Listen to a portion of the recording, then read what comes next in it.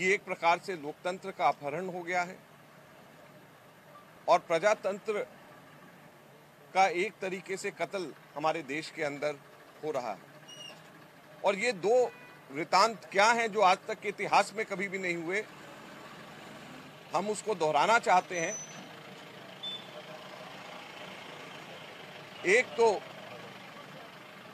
आज तक के लोकतांत्रिक इतिहास के अंदर कभी भी स्पीकर के, विधानसभा के अध्यक्ष के नोटिस को विधानसभा अध्यक्ष के द्वारा की गई किसी शुरुआत की गई किसी कार्रवाई को आज तक के लोकतांत्रिक इतिहास में कभी भी रोका नहीं गया।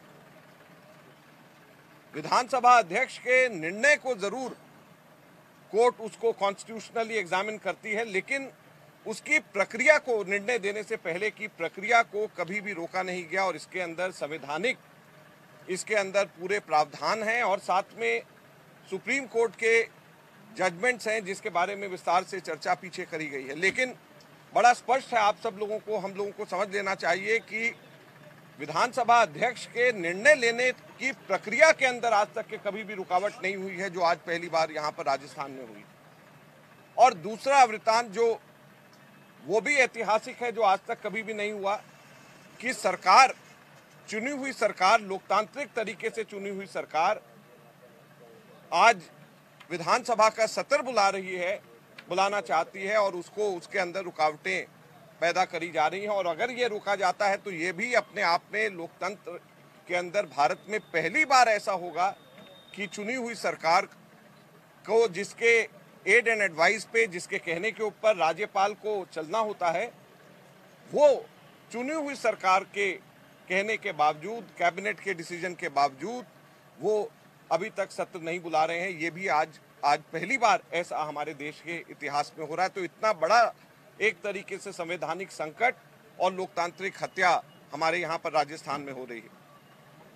और इसीलिए कांग्रेस पार्टी आज पूरे देश के अंदर स्पीक अप फॉर डेमोक्रेसी की आवाज बुलंद कर रहा है। देशवासियों को हमारा ये आह्वान है कि प्रजातंत्र की रक्षा एवं सुरक्षा के इस यज्ञ में आगे बढ़ करके निर्णायक योगदान दे। यही सबसे बड़ी राष्ट्रभक्ति होगी। एक तरफ हमारा देश जहां कोरोना महामारी से जूझ रहा है, 130 करोड़ देशवासी गंभीर आर्थिक संकट से ग्रस्त हैं, 14 करोड़ से अधिक रोजगार खत्म हो चुके हैं पिछले महीनों के अंदर, ये CMI की रिपोर्ट्स हैं। छोटे बड़े धंधे और व्यवसाय बंद होने के कगार में हैं। चीन हमारे क्षेत्र में कब्जा जमाए बैठा है, परंतु प्रधानमंत्री श्री नरेंद्र मोदी जी कोरोना, आर्थिक संकट, चीन से लड़ने की बजाय कांग्रेस से लड़ रहे हैं और कांग्रेस की चुनी हुई सरकार, लोकतांत्रिक प्रक्रिया से चुनी हुई सरकार को हटाने का प्रयत्न हो रहा है।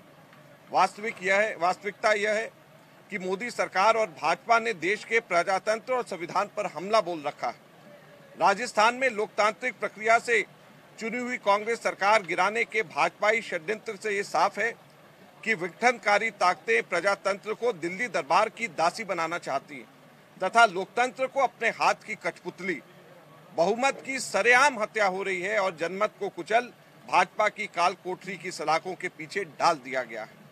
सबसे अधिक चिंता का विषय तो यह है कि संविधान व स्थापित संवैधानिक परंपराओं को बेरहमी से भाजपा द्वारा रौंदा जा रहा है। ऐसा प्रतीत होता है कि न्यायपालिका से भी अपेक्षित न्याय की उम्मीद खत्म हो गई है। राज्यपाल जैसे संवैधानिक पदों पर बैठे व्यक्ति संविधान की रक्षा करने में असहाय और अक्षम नजर आते हैं। राजस्थान की बहुमत वाली कांग्रेस सरकार के पक्ष में तथा हमारे यहाँ के बहादुर विधायक जो कि किसी भी प्रकार के लोभ और लालच के अंदर नहीं आ रहे हैं, जो कि लोकतांत्रिक मूल्यों की रक्षा करने के लिए कितने भी लोभ उनको दिया जाए वो अभी भी अटल हैं।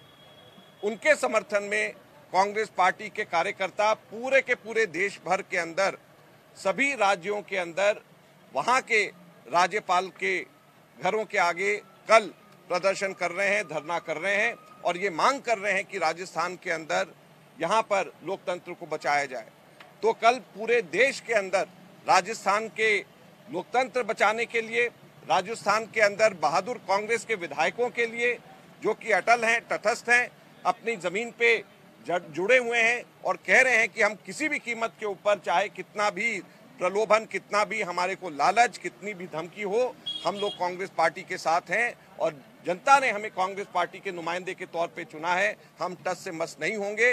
उन लोगों के समर्थन के लिए, उनकी बहादुरी को सलाम करते हुए पूरे देश के कांग्रेस के कार्यकर्ता हर राज्य के अंदर राज्यपाल भवन पे प्रदर्शन करके केंद्र सरकार से कहेंगे कि यहाँ पर शासन, राष्ट्रपति, यहाँ पर राजभवन को कहा जाए कि राजभवन यहाँ पर फटाफट विधानसभा का सत्र बुलाए और फटाफट विधानसभा का सत्र बुला करके लोकतांत्रिक तरीके से चुनी हुई सरकार को वापस काम करने का पूरा मौका दे।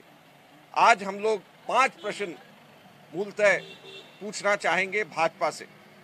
क्या देश को प्रजातंत्र और संविधान पर भाजपाई हमला स्वीकार है? ये देश की जनता से हम लोग कहना चाहते हैं कि क्या ये लोकतंत्र के ऊपर जो भाजपा का हमला है, क्या ये हम लोगों को स्वीकार है? क्या बहुमत और जनमत का निर्णय राजस्थान की 8 करोड़ जनता के वोट से होगा या दिल्ली के हुक्मरानों के सत्ता बल और धन बल से होगा? ये दूसरा प्रश्न हम पूछना चाहते हैं।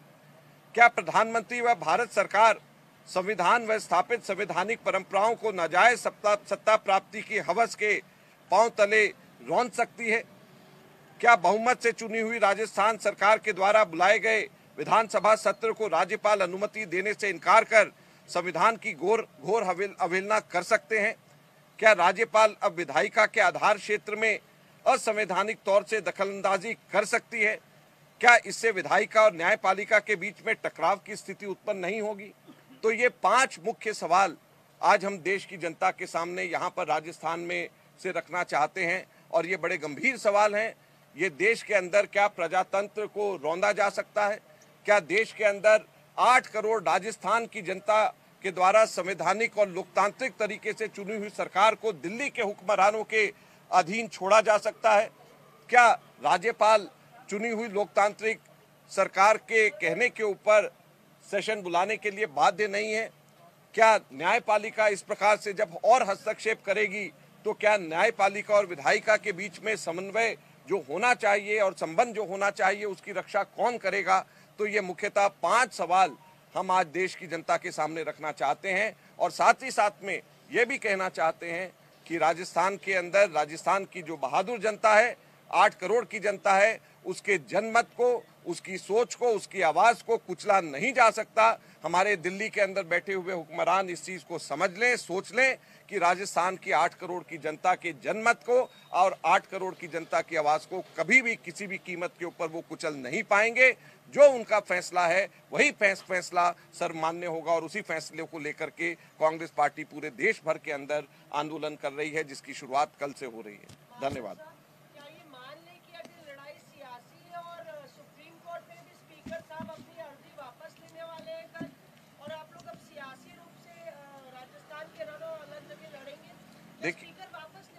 देखिए, स्पीकर वापस लेंगे या नहीं लेंगे इसका जवाब मैं यहाँ से नहीं दे सकता। इसका जवाब तो स्पीकर देंगे कि वो वापस लेंगे या नहीं लेंगे और कैसे सुप्रीम कोर्ट में या और कोर्ट्स में आगे लड़ाई लड़ेंगे।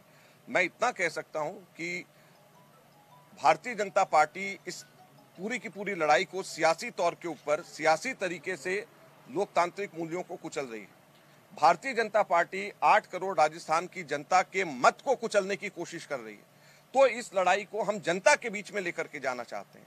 इसको आप सियासी जो है कहें या जो मर्जी कहें, लेकिन हम राजस्थान की जनता के जो मत है, उन्होंने जो लोकतांत्रिक तरीके से जो अपनी बात कही है, उसको हम लोग जो है पूरी ताकत से कांग्रेस पार्टी उसकी रक्षा के लिए राजस्थान और पूरे देश के अंदर सभी के सभी कांग्रेस के कार्यकर्ता सड़क के ऊपर उतर करके उसकी रक्षा करने के लिए हम ये लड़ाई लड़ रहे हैं।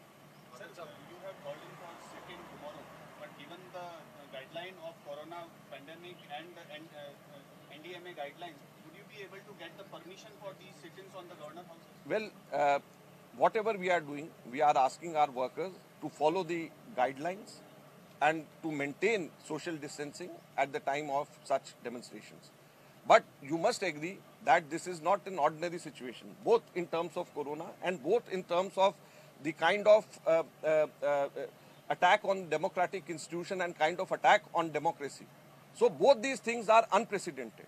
It has never happened before. As I said earlier, it has never happened before. Two things have never happened before. Speaker's notice having been stayed.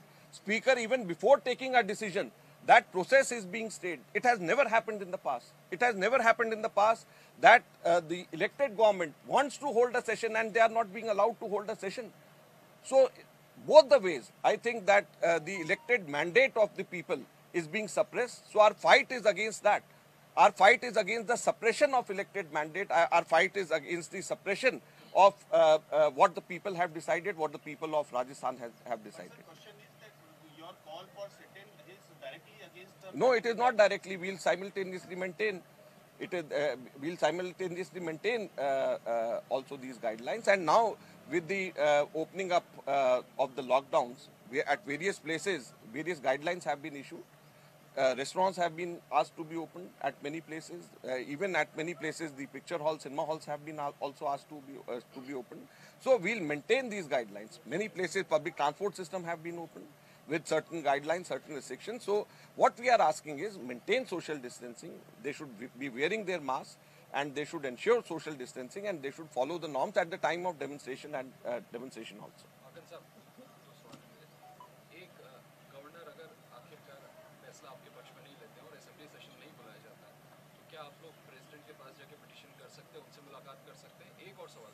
Consistently Sachin Pilot लगातार अभी भी ये बोल रहे हैं कि मैं पार्टी के खिलाफ कुछ नहीं बोल रहा हूँ, तो फिर मेरे खिलाफ इस तरह की कार्रवाई? उनके खिलाफ में तो अभी कोई कार्रवाई हो ही नहीं रही, अभी तो जवाब ही मांगा है।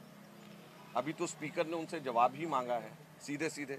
दूसरा, आज सबसे बड़ी बात यह है कि वो ये कहते हैं कि पार्टी के खिलाफ नहीं बोल रहे, लेकिन उन्हीं के विधायक हाई कोर्ट में गुहार लगाते हैं कि केंद्र की भाजपा की सरकार को इम्प्लीमेंट किया जाए। इससे आप क्या मतलब निकालते हैं? क्या जो है उनके एमएलए ये जब कहते हैं कि फ्लोर टेस्ट किया जाए अशोक गहलोत जी का, तो उससे क्या मतलब आप निकालते हैं? जब उनके अपने एमएलए हरियाणा की पुलिस के सहारे और दिल्ली के अंदर अमित शाह की पुलिस के सहारे अपना बचाव करते हैं, तो उसका आप मतलब क्या निकालते हैं?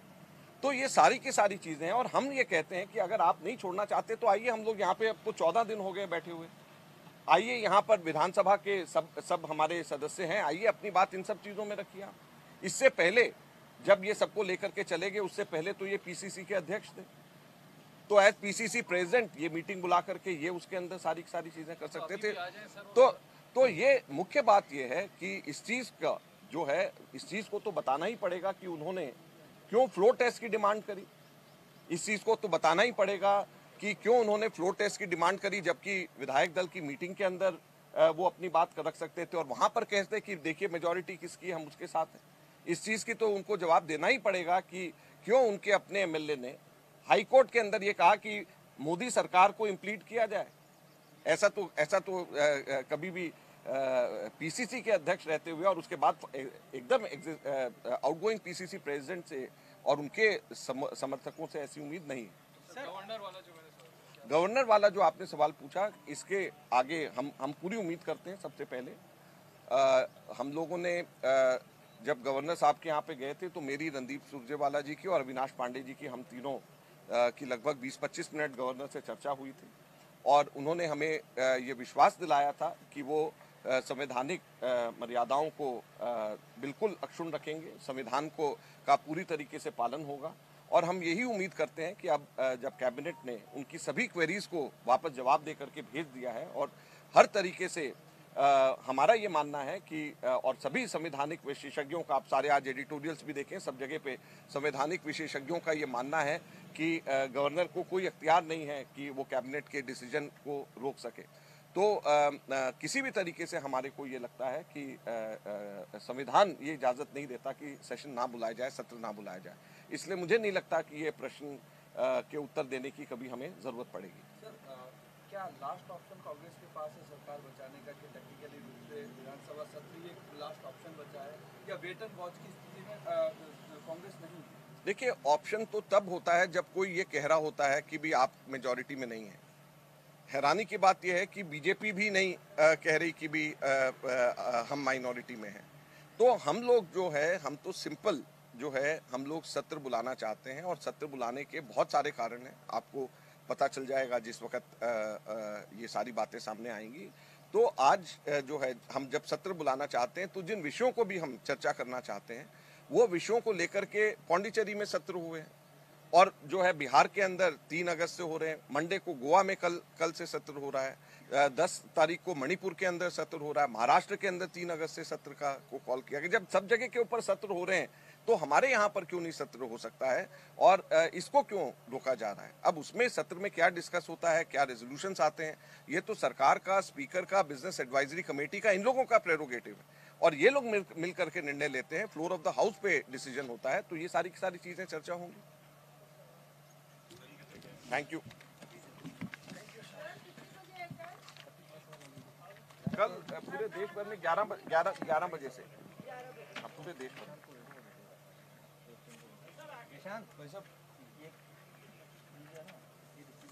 सॉरी मोदी जी, आपका फोन आ रहा था, मैं थोड़ा सा ये टाइपिंग इसमें रिलीज में थोड़ा मैं लगा हुआ था। हमारा ये था कि राइटिंग में भी दे दें सबको।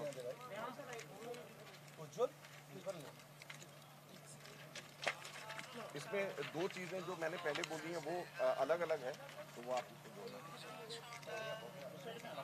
आपके 5 सवाल भी है ना सर? हाँ, 5 सवाल भी है, और 2 जो शुरू में बोले थे वो अब इसमें मेंशन है, लेकिन उस तरीके से नहीं है जो मैंने कहा। ठीक है, थैंक यू।